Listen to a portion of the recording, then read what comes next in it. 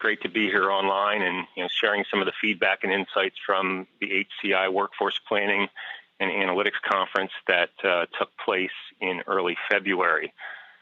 The conference had some really interesting presentations that reinforced the connection between workforce analytics and strategic workforce planning. And I'll comment more on those connections in a few minutes.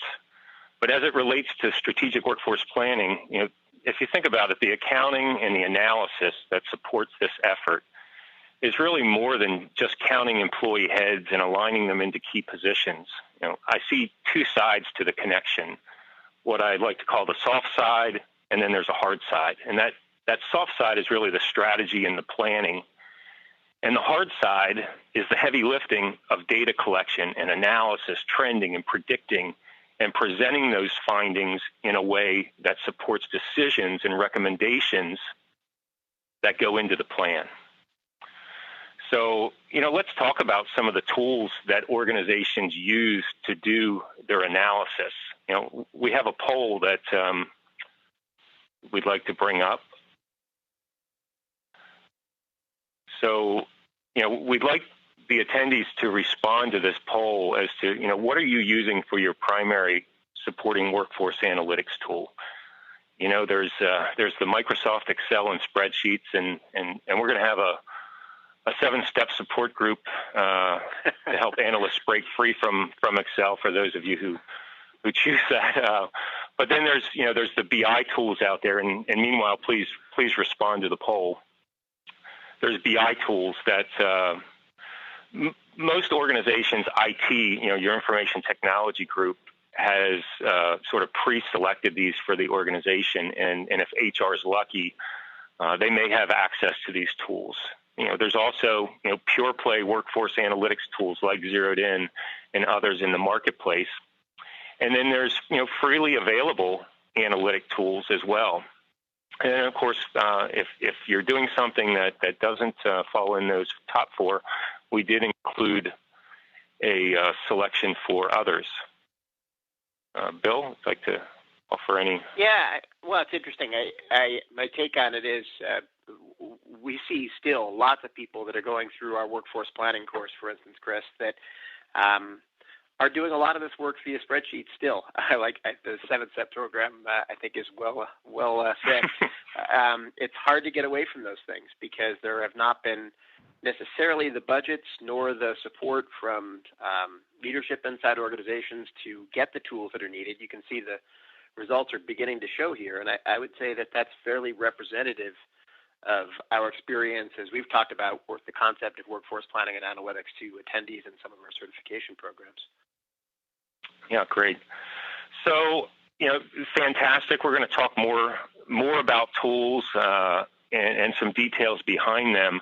But what we'd like to do now is actually, if we go to the next slide,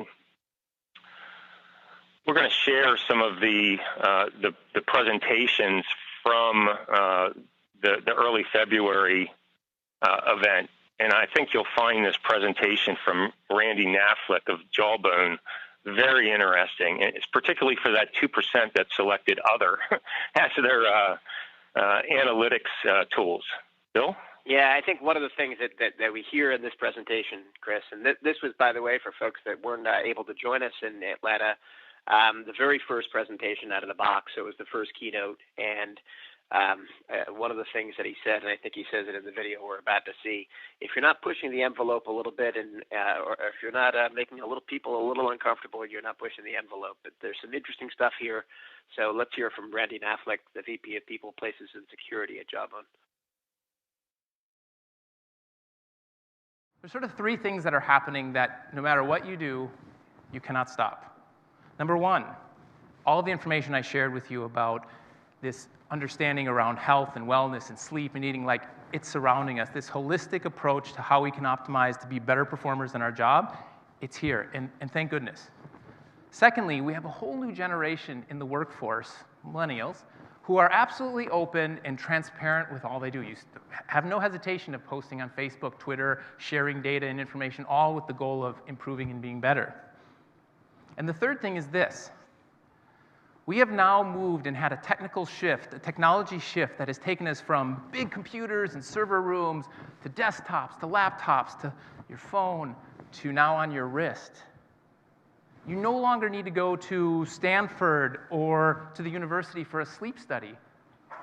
With any of these devices, we can tell you what your deep sleep, your light sleep, what your resting heart rate was, all of that on your wrist for $100 to $120. That shift is here. And not to mention, every one of you who has a phone has many of the same capabilities there right now. And all of those are in your workforce today. So whether you like it or not, it's all here. People are doing this with the data about themselves.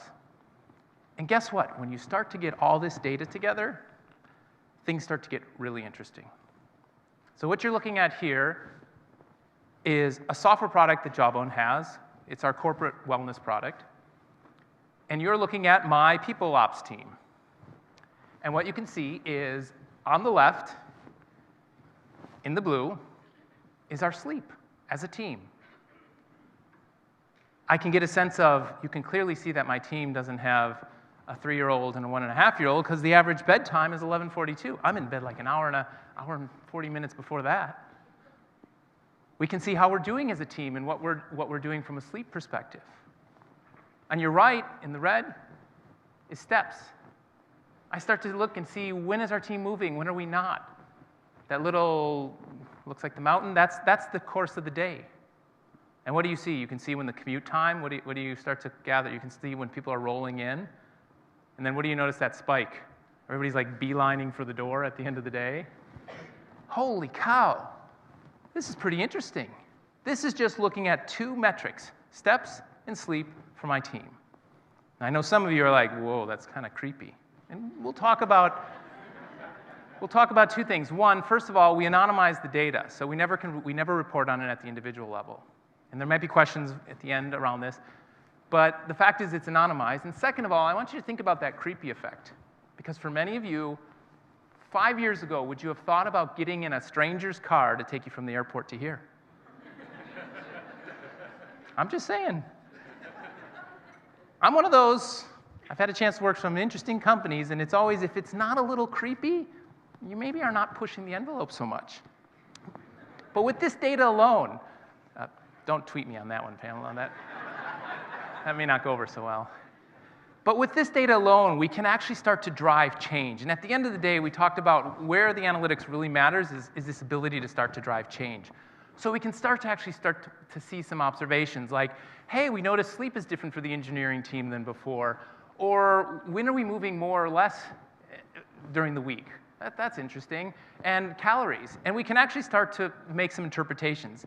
I'm not looking for somebody with a PhD in mathematics and analytics to come up with things.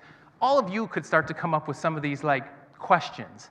And we actually start to drive change. And these are actual changes that we've done very easily, such as the dilemma, anyone who has China or multiple time zones, you're like, do you do early morning meeting, do you do late meeting? Well, guess what? We can look at the data of when the team sleeps to make decisions around it. Same things with email. I showed you my average team's bedtime. I will never send an email to my team knowing that their sleep time is around then. I'm never going to send it in the late hours because I know that's bad for their sleep.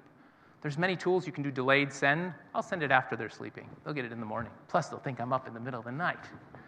That's not a good message. They're not going to learn from leadership that way. But we can start to actually drive change this way. And that's just from my HR business partners and figuring out how we can help the organization.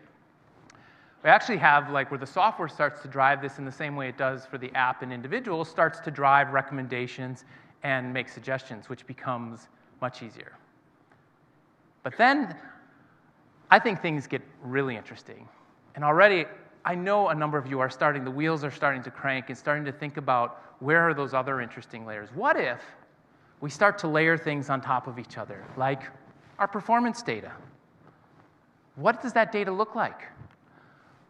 What does it mean knowing the schedule and when people are moving or not, or when people are feeling good or bad based on entering the mood? Should we be doing things from a schedule standpoint? What about attrition? I bet you if I come back a year from now, I'm going to be able to show you how we've looked at the data of our attrition and started to see perhaps what sleepless nights were leading up to it or what burnout was starting to potentially look like. And meeting habits, what data are we getting from the meetings that we can start to understand and do things with as well?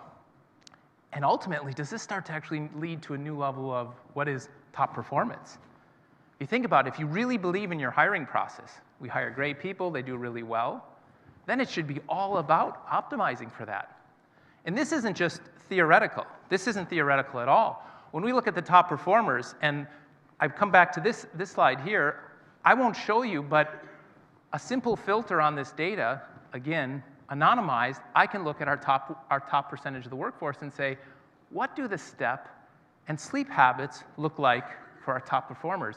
And is there something we could do to help improve that, or do it, or scale it to the rest of the organization?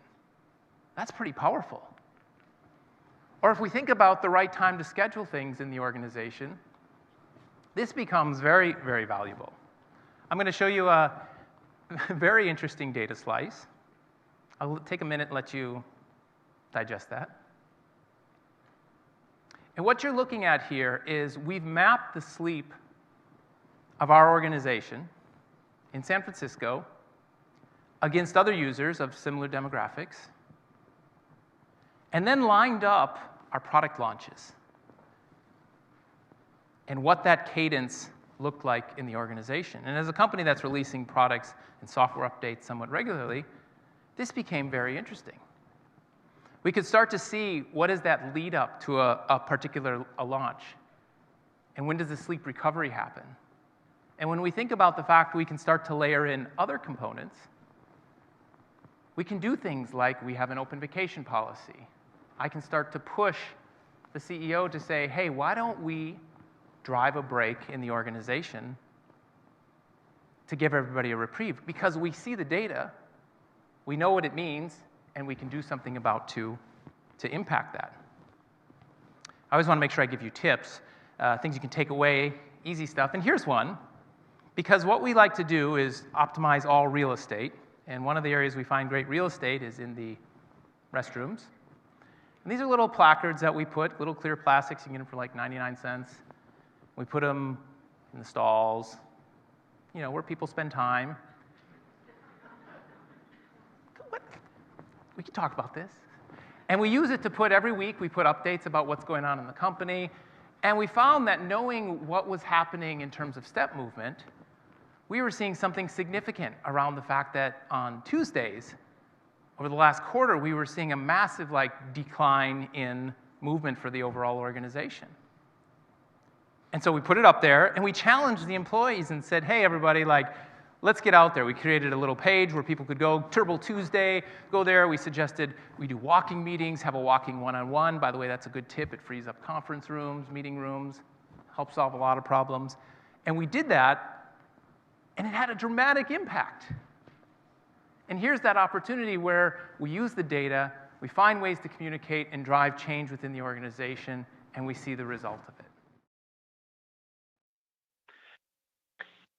Now, Chris, I'm sure you thought some of the same things as you were listening to that as I did, and there are some elements there where, it feels a little like looking at Star Trek or the Jetsons back in the day. But this kind of thing is real, and while it is a little bit creepy, so to speak, I think it speaks to something that we often talk about, which is the idea of segmentation and being able to think about different populations within the workforce and driving decisions based on what we can see in that data, which is a very big part of becoming a decision science in HR. So what was your take as you were listening? Well, it's very fascinating, and I don't think anybody could argue that it almost brings a new definition to people analytics, right? It creates a whole new dynamic in how you can bring wellness and health data to measure and influence performance. Unless you have the analytics and the tools in place to collect, this type of information, you don't have the visibility. So I really applaud Jawbone for pushing the envelope on what they're doing. It rivals the likes of Google and their people analytics practices that, the industry tends to put up on a pedestal. Yeah. So, yeah. Yeah, I found it interestingly, as it turns out the connection there is real. So Randy's wife was one of the primary analytics people at Google and does a lot of the work. So perhaps it's not too surprising they began to do some stuff along those lines. But I found it a very interesting way to begin the presentations, and that concept of being able to act on things that we know to be true. Intuitively we know these things to be true. If people are getting more sleep, they're going to be more productive. But now you can begin to guide some of that. And again, there are certainly going to be places where you have to be a little careful. The anonymization piece, I think, was important, but interesting stuff.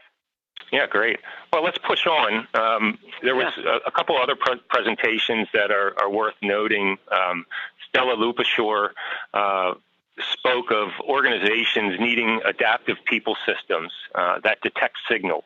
And this is sort of a common thread that you'll hear again shortly. And she advocates implementing a sense and response system, one that includes short-term and long-term and even sustainable signals. But she also advocated using external benchmarks in your analysis. She specifically called out world population growth and labor force demographic and geographic shifts as specific benchmarks that they're using in their analysis when they're doing their workforce planning.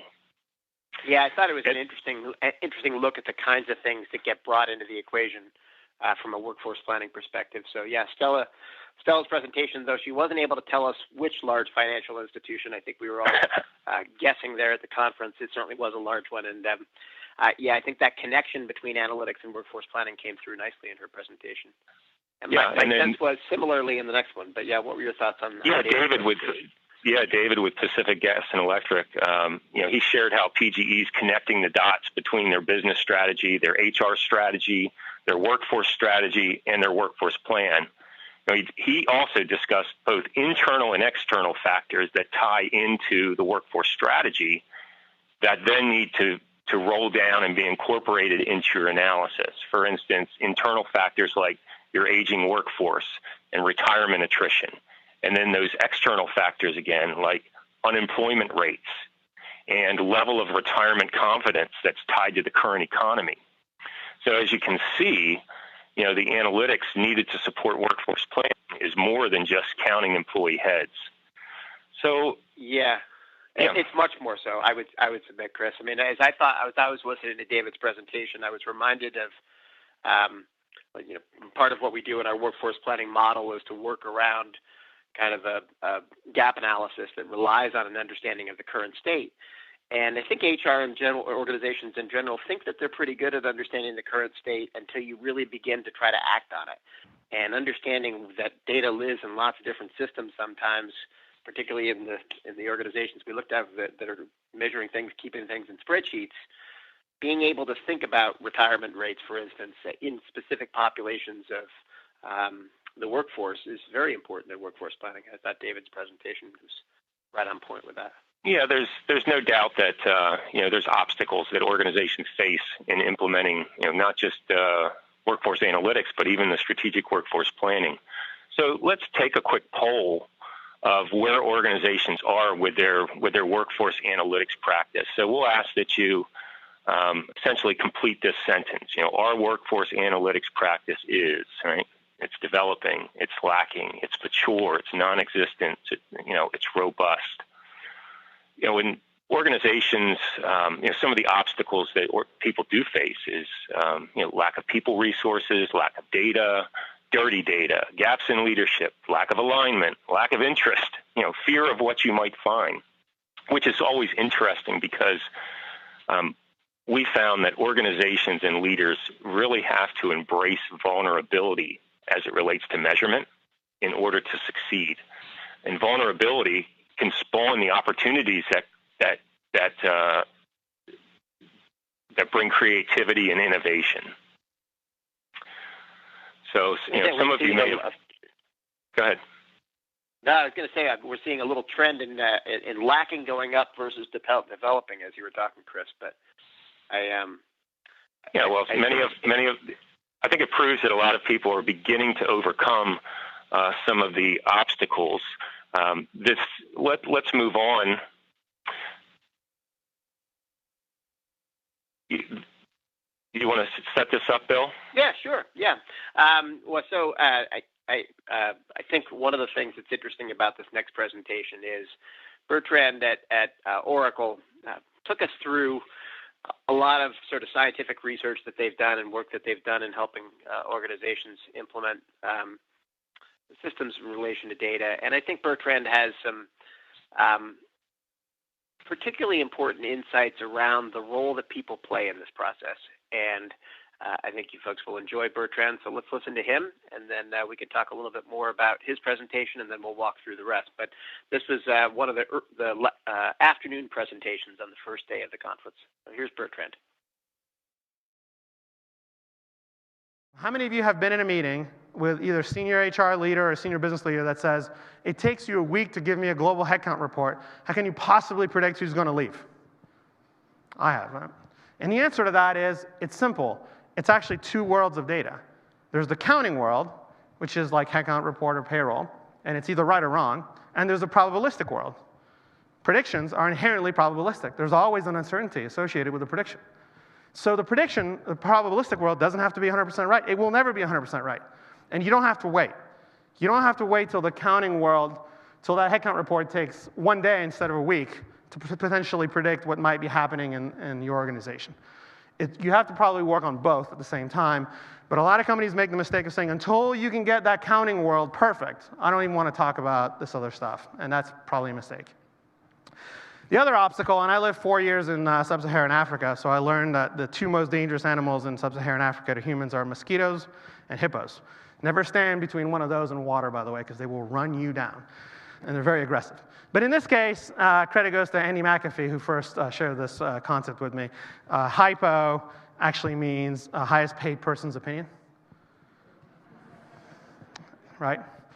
So you probably run across this. So this is this concept of when you have people labeled as experts or executives or top leaders who come into a situation with a point of view, sometimes it's an uncomfortable conversation to say the data doesn't confirm your perspective. How do we have that dialogue? So having a culture and maybe a framework to have the discussion to say, hey, can we talk about that? Because I trust and value what you bring here, but my data doesn't connect. Like, what's the narrative we're missing? How do we kind of align that? This is research from Boston Consulting Group that showed that highly adaptive organizations tended to win much more frequently, as defined by increases in market cap and growth in revenue year over long periods of time, but even more so more recently. And they have 5 factors they look at, but the first factor that comes up is signal, the ability to detect patterns in data around threats and opportunities faster than your competitors. If you can identify a trend more quickly, and an experimentation advantage just simply means being able to try a lot of things quickly and having them succeed or fail, and then achieve scale quickly with organizational advantage if it works. And then, sorry about the death by PowerPoint, but we're getting close to the end. I'm a little bit of a triathlete, so I like swimming or running pictures. This is what theory and planning looks like. This is the pool where I train. And then this is what races or implementation tends to look like. In every one of these, I almost died, so that's why I share them. I'm actually in those pictures. I don't know, it must be stubbornness or something. But this is a lot what it feels like. You come up with a plan, and then you go and implement, and boy, the reality of bringing this to life in the real world doesn't always come to life as easily as it looked. One additional point, as you make a business case for change or for investment in the HR analytics space, the concept of I'm going to create a lot of hard cost savings and I'm going to fund this is no longer the paradigm we see most frequently. And I've had this conversation with practice heads of 3 of the largest consulting firms in the universe who have confirmed the same thing. The business cases tend to be 2 things. One, we have to for competitive reasons, and we don't need the data to prove that we need to learn more about the data, which is ironic.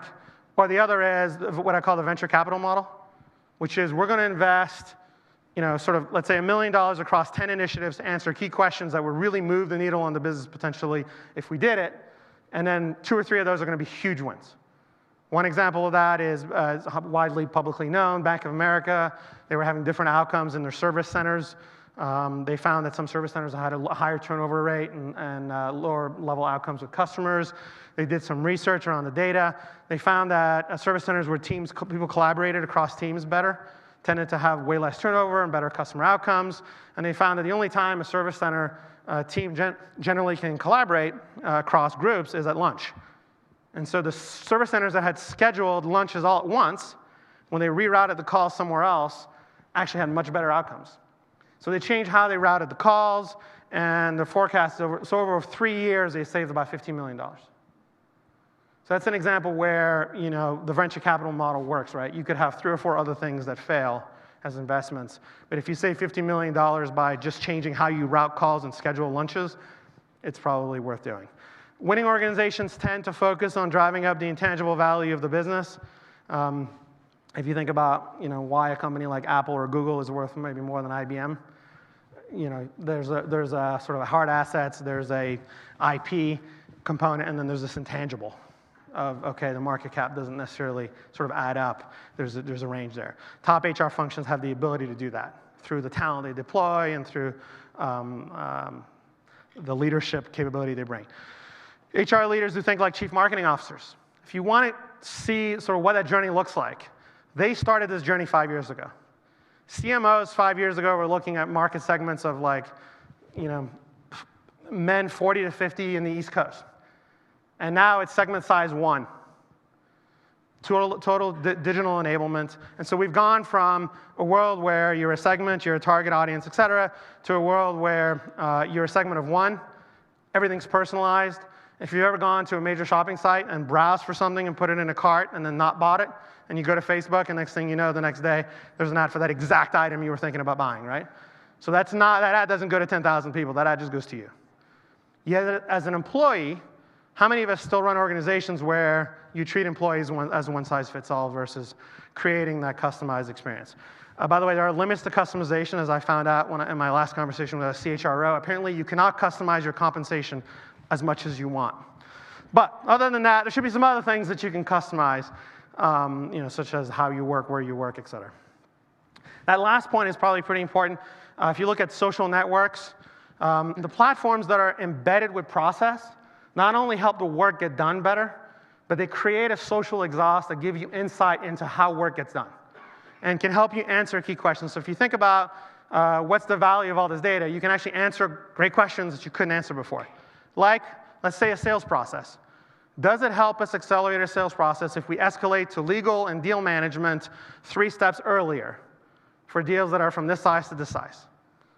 Well, if you've wired your systems correctly, you can actually see, you can correlate deal close rates, revenue, timing, when did people get involved, and what actually drove a different outcome, right, as the sample size gets high enough. So that's just one example of it's not just that the actual transactions happen faster, but that you get insights and a virtuous cycle into better running the business. Well, again, an interesting one. Yeah, Chris, what was your takeaway on this one?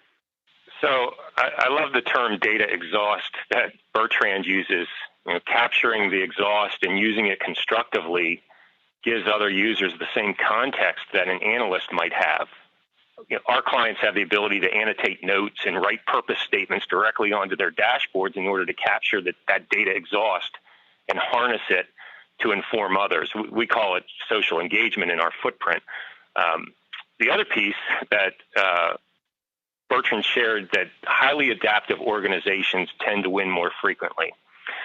You know, he showed the Oracle Team USA sailing vessel, but he really didn't tell the story of the 2013 America Cup. But I think it's a testament to the adaptive use of data and analytics. So, you know, I'll quickly share it. The 2013 America's Cup was Team USA against Team New Zealand. You know, the first team to win 9 races wins the cup. But 2013 also introduced some new sailing technology. They had a solid wing-like sail, no longer the cloth sail, and it stands 23 stories high. Well, the races started, and New Zealand quickly determined how to optimize the sail and won the first of the 8 races. These were in the San Francisco Bay. They only had one more race to win. But Oracle realized they needed to change their strategy. They needed to adapt. Their boat had 250 sensors on it that would collect and monitor everything that was happening. And these sensors collected 4,000 variables 10 times a second. And they began to more closely analyze, model, and predict and present recommendations back to the crew in real time via computers that they wore on their wrist. And Oracle won the next race. And then they continued to analyze and adapt every race thereafter, and they won 9 straight to take the 2013 America's Cup. I mean, that's the future of analytics and performance. Think about Jawbone, right? Got something on my wrist. The other piece that's interesting was, and I just thought I'd share that about adapting. He referred to this market segment of one. If you think of the way, car insurance is marketed today, they're very prescriptive down to the individual. It's beginning to take place with defined benefits in being able to predict and offer a plan specific to an employee. I'd certainly like to see it with health insurance, but I don't, and I don't see why compensation won't be on the table in a few years. Yeah, it's interesting. I think he was making a joke there, but it was one that I think you're onto something, which is that more and more, and analytics is the engine that will drive this. We have the opportunity to create customized experiences for the relationship between employers and employees, and we are certainly in a new world of work in which the employer-employer compact is going to be different than it's been in the past. And as that's the case, being able to customize and adapt in the way that Bertrand suggests, and I like that. It sounds like, Chris, maybe you do a little sailing on the side because that was well described. But, that ability to adapt strategy in mid-game, you may recall, and for those that, if anybody was at the conference itself, the first day there, I did a workshop on what happened to Blockbuster. And to a large extent, it was their inability to adapt that took a brand that was an enormous part of the landscape out of the mix. And so that adaptability is an important point. Yeah, I think it's worth noting the workshop. I had an opportunity to speak with a number of the participants after the event and get their feedback. And one of the things that they were referring to was the strategic workforce planning certification that HCI offers. That's that's tied into this event that attendees can. Yeah. I'm glad that people talked about it. It's been, I think, well received over the 6 years we've offered it. So, right. And that workshop was really a good lesson. Hopefully, not just in our methodology, but in the concept of being able to think about analytics and seeing around corners, seeing what's out there that we need to know about in order to mitigate risk, which is really the point. Yeah, excellent. Well, let's move on. Yeah, let's. So the later sessions in the afternoon, or actually this was now on the second day. I think Chris Dunn started us off with on the second day with a presentation called "The Bootstrapper's Guide to Building Talent Acquisition Analytics." Chris, for those that don't know him, is the founder of Fistful of Talent, so a frequent writer in the acquisition space, and I think he had some real interesting and very practical things to say about how to get analytics adopted by your organization. Well, what was your takeaway, Chris? Yeah, Chris used the story of Moneyball as the backdrop for his presentation, and what was interesting is he defined all of the different personas, all of the roles, the player, the employee, right, the coach and the manager, the front office, the recruiters. And then he identified which ones, as an analyst, right, which ones you should zero in on. We like to use that term a lot.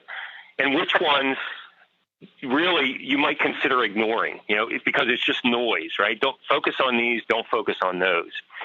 And interestingly, he advocated ignoring the front office, in persona, right? The executive suite, because, executives see that very high level, but it's really focusing on the team manager, the coach, right? That's closest to the player and employee, that really you need to focus on what they need to do their job better. The executive suite's going to succeed and they're going to make decisions and it's going to be influenced. But don't discount those lower end in lieu of the executive suite.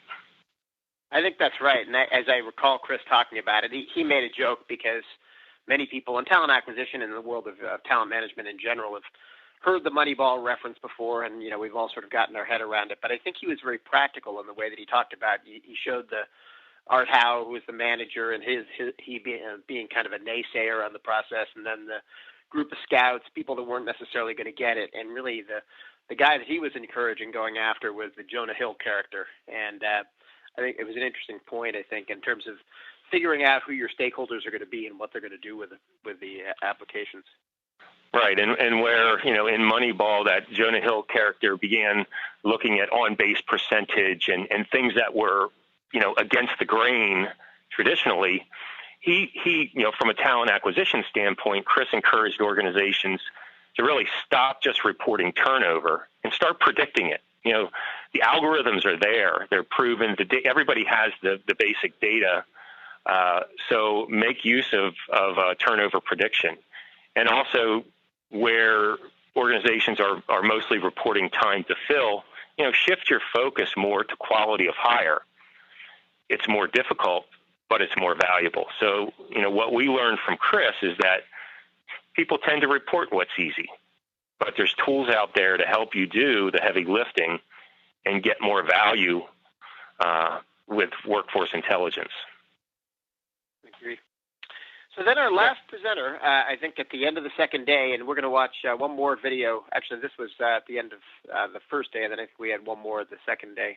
Actually, we may be a little out of sequence, but regardless, Virginia Liu was at the Clorox company, and one of the things I thought was interesting about her presentation was she's embedded very much in her job and in her day-to-day life as a HR business partner, the idea of workforce analytics and workforce planning. So she talked about the SWPA team, the Strategic Workforce Analytics and Planning teams at Clorox, and I thought she was interesting. What was your takeaway from her presentation, Chris? Sure. One of the things that I brought away from that is that, they started with some initial HR dashboards that they created, but that those dashboards seemed to lack interest and utilization from leadership.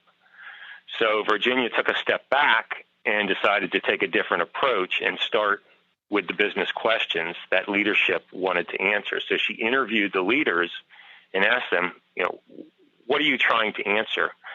And what that evolved in was a series of metrics that would help support answering those questions. So rather than, HR publishing metrics from data they had readily available to them, they took that step back. And yep, I thought any more on that? I thought it was well done. So I think we have another poll coming up, right, Chris? You want to? Yeah, we do. It's a good lead-in for the next poll and even the next presentation.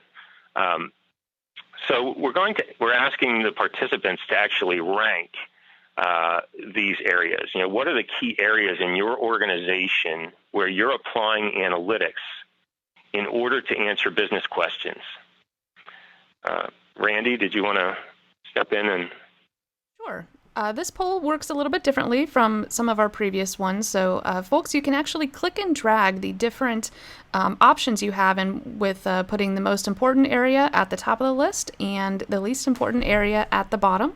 And once you've finished that ranking, you can click Submit Response, and we'll see those results pop up.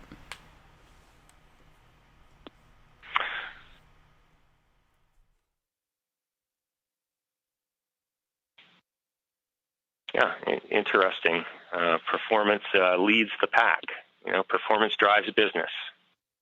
Yeah. Well, maybe it doesn't.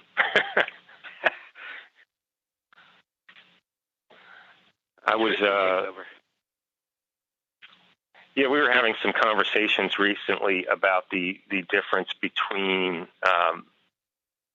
turnover and attrition, which was interesting. If you think about it, if you're measuring turnover, you're actually replacing positions, right? Whereas if you're measuring attrition, you're measuring separations without replacement. Interesting way to put it. And one of the terms that we often hear is the idea of regrettable attrition. What's your take on that, Chris? Oh, regrettable loss? Yeah, people that are leaving that we don't want to have leave, because I think we tend to think about summary percentages, but not necessarily whether the people are the right people or not. Yeah, regrettable loss is typically tied into turnover as opposed to attrition. So where when you're attrit, you're not replacing, either you're eliminating a position or you're just not filling it. But yeah, the regrettable loss is something that definitely creates gaps in an organization that they'll typically seek to close. Well, this is really interesting, and we'll be able to share these polls and slides back to the audience as a takeaway, so that you can use this in comparison to your organization and where the rest of the attendees felt that where they sit in this list. Yeah. Well, so I think we have one last keynote highlight that we'll share with you, and it was brought to us from the Gap. So Anthony Walter, the Director of Workforce Analytics, told us a story that I've now heard from him, and actually heard a similar story from a gentleman at Procter & Gamble at our Workforce Planning Conference a couple of years ago. And I think it's very instructive in how you bring data to life for a variety of different people across the organization. He called it Building a Data Democracy at Gap Inc. And so let's listen to Anthony Walter, and then we'll have some time for questions and answers at the end. So the leaders have their data.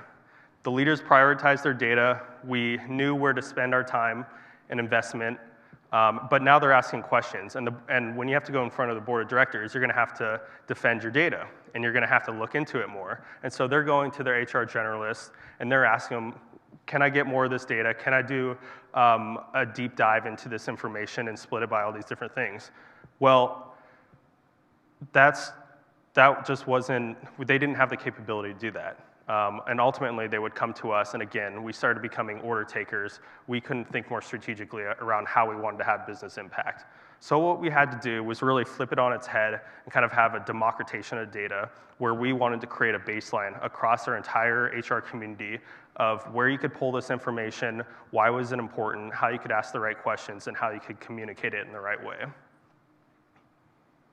And so this is a very simplistic approach to how we did that.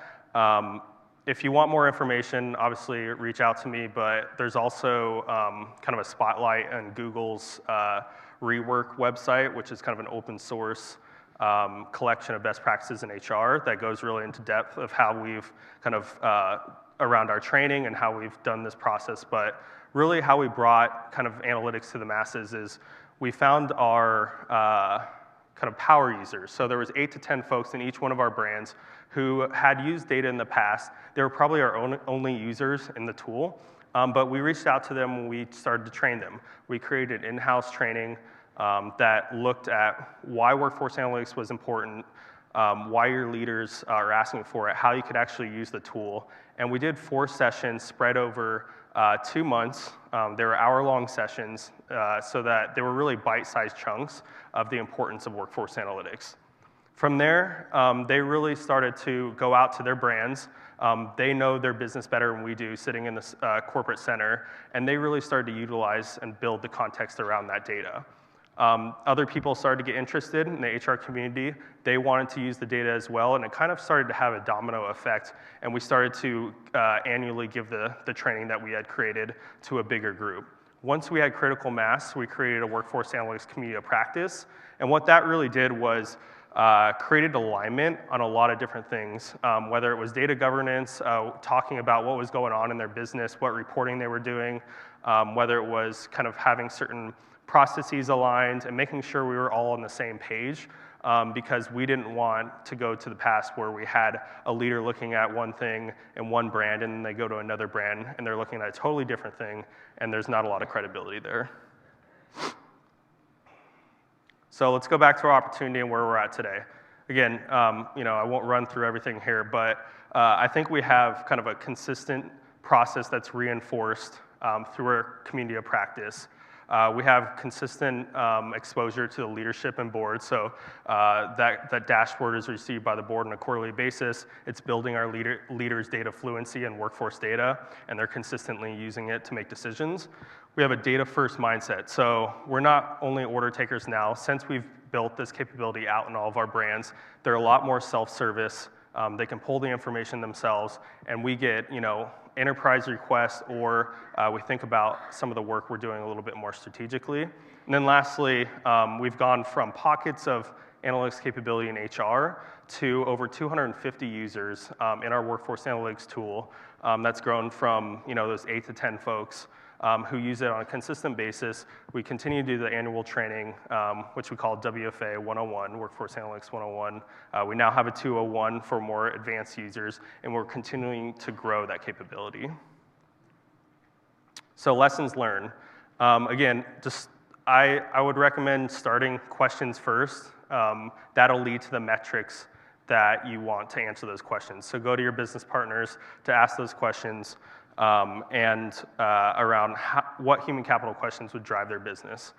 Don't ask them what's the world of data that they would like, because that's ultimately not how you're going to drive impact. Even basic data can be impactful. So again, our dashboard doesn't have a lot of predictive analytics. We're doing predictive analytics now, but we just provided them information around the employee life cycle, and that started to build credibility that, hey, they could answer workforce questions with data. It started to build momentum, and ultimately, our leaders became fluent in workforce data, and they're asking the right questions both inside and outside of HR. We took a tops-down, bottoms-up approach. So we started with the top, the leaders got their data, the leaders prioritized what was important to them based on their business strategy and long-range plan. And then once we had that data, we really tried to do a bottoms-up approach where we built a baseline within HR. And I think that really helped us create kind of a sustainable ecosystem of data-first decisions. And then lastly, this is pretty cliche, but it's so true. Evolve the strategy with business. So we want to continually ask and prioritize the questions, the human capital questions on a yearly basis, so that we know as priorities change and as the leaders consistently get the data they want, our workforce analytics strategy will change with that. So Chris, what was your takeaway from Anthony Walter? Certainly an interesting presentation.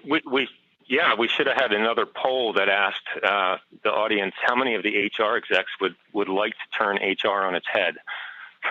But we meet a lot of HR executives that would. But I found it impressive that Gap went from 8 to 10 workforce analytics users to over 250, and it's a testament to good governance in their training program, which was driven by what Anthony referred to as data fluency and the data first mindset. And that all ties to setting up self-service access to eliminate, or at least minimize HR as order takers on reports, because writing custom reports, as everybody knows, is an expensive proposition. Maybe not just writing them, but maintaining them. So we help clients a lot with setting up self-service access and reducing that volume of one-offs. But he also alluded to start asking questions first, and not what data they want to see. Right. So it brings back the theme that Virginia from Clorox was pushing, which is start with the business questions first. I've actually, if we go to the next slide. Here's an infographic that ZeroedIn has that shows the employee workforce life cycle that Anthony alluded to, and some of the questions that leaders ask. If we go to the next slide, these questions will actually point you to the metrics that can be analyzed and then offer the answers to those questions. So it's sort of a 2-page infographic. It's available from the ZeroedIn website at ZeroedIn.com if any of you would like a copy of it as a reference. I like these a lot. I think one of the key things in analytics is to know what questions to ask and to know obviously what to do with the answers once you get them, but it really begins with asking the right question. Yeah. So speaking of questions, if we go to the last slide, as we wrap up, I'd like to just say, if you're just collecting 1 or 2 data points, you might be able to use rudimentary tools. But when you begin to collect dozens or even hundreds of data points, and again, think about the internal data points, the external data points that you can bring in to compare and trend and analyze, you're going to need easy-to-use tools that can do the heavy lifting for you and provide real workforce intelligence. And if you do your homework, you'll find that some of the tools out there are more cost-effective than you might think. So I'd highlight that, Chris, and then we can take questions. But as I think about, and we teach this in many of our courses, the pace of change that's happening today, how fast things are changing, how much we want to know, and have a desire to make HR decisions based on analytics. I think it can seem daunting, but in many respects, technology is the solution to that. So figuring out how to leverage technology to be able to be a partner in providing great analytics is a key. Right. It's not always the silver bullet. I would be delighted for questions. Yeah. Yeah, and I thank you all for participating today, and look forward to fielding any questions that you have. Thank you so much, Chris and Bill, for that great overview of the conference, and also for sharing your perspectives and your expertise on some of those keynote presentations. Appreciate you being here to do that today. We have had some questions come in over the course of the webcast, so I do want to get to as many of those as we can in the couple minutes we have left. Folks, if you haven't yet submitted any questions, I encourage you to do so. You can do that in a couple of ways. One, you can enter those questions there in the chat box. Just make sure to include your name. Or, of course, you can tweet questions with the hashtag HCIChat. Any final thoughts while questions are coming in from either of you today? No, I don't. I'm ready for the questions.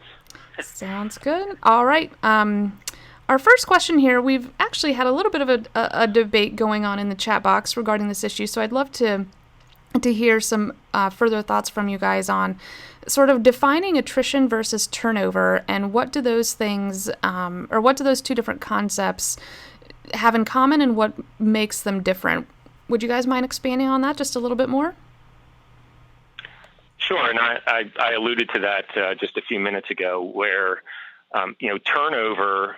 When we look at turnover, it's organizations are usually seeking to replace that employee headcount that has left the organization. Turnover is typically measured in terms of voluntary and involuntary turnover, whereas attrition is a reduction in workforce, but not replaced. So whether it's a downsizing or an elimination of a position, attrition is measured in a way where the organization does not replace that headcount. Great. Any thoughts on that, Bill? Bill, I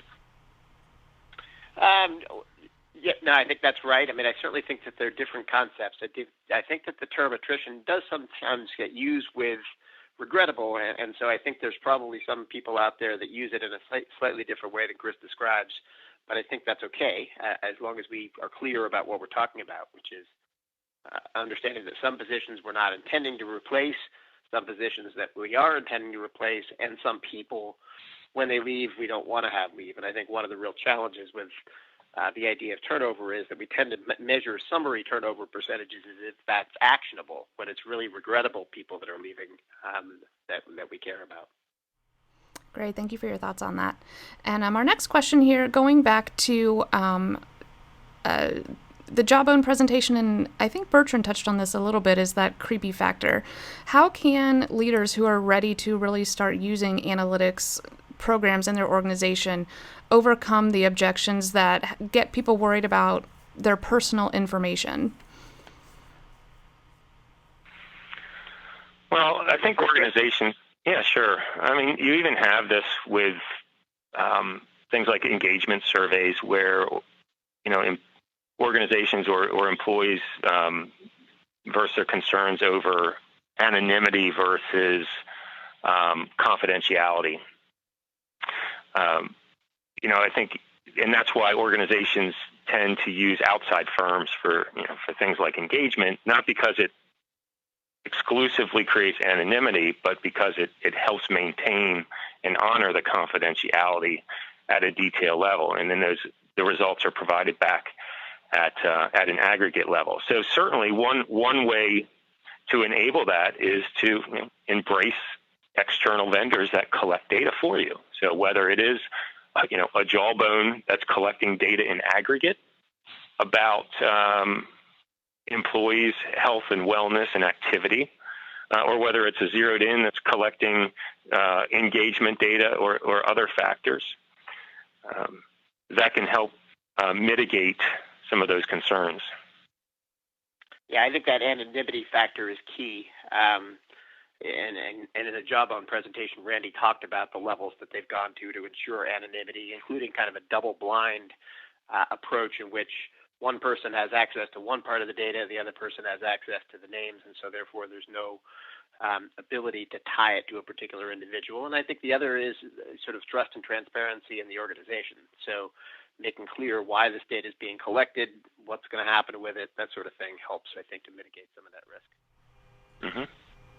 Great, thank you guys. We have come to the end of the hour, so we are going to wrap up our webcast for today.